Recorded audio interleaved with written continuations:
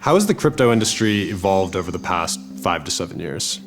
7 years ago, Ethereum was launched for the first time, and before that, it was essentially just Bitcoin and a smattering of other assets. Ethereum and a lot of the innovations that we've seen since are new technologies that are secured by assets. What I think that's done is it's basically allowed for an explosion of innovation in terms of smart contract platforms, decentralized finance, non-fungible tokens, which were big in 2021, and a whole slew of other experiments. Can you speak to some of the key developments that have allowed this industry to mature?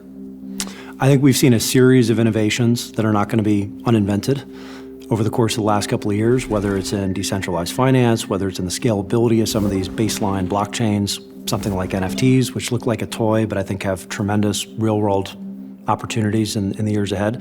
A lot of the development in those areas is exceptionally well funded after the boom that we just saw in private markets. So you're talking about tens of billions of dollars of capital that will be deployed over the course of the next 5 to 7 years in order to build out some of those technologies. What does the current regulatory landscape look like, and how does this compare with your vision of what responsible and sustainable regulation should look like? These exchanges are regulated by all of the 3- and 4-letter agencies in DC that you can think about. At an industry level is where should the dividing line be between those different agencies, since these assets that we're talking about are not necessarily securities, they're not necessarily currencies or commodities, so essentially who should be the primary regulator?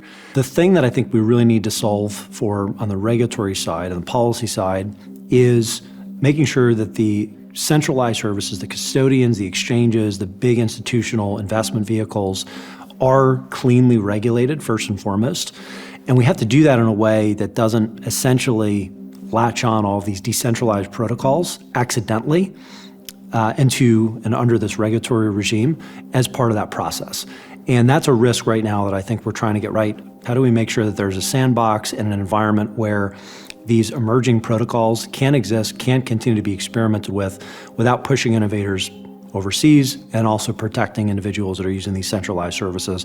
If we can get that right, I think it'll open up innovation for the next couple of decades, and the US can retain its lead in both finance and tech when it comes to crypto. Ryan, thank you so much for joining us for Charting Disruption. Thank you. It's a pleasure.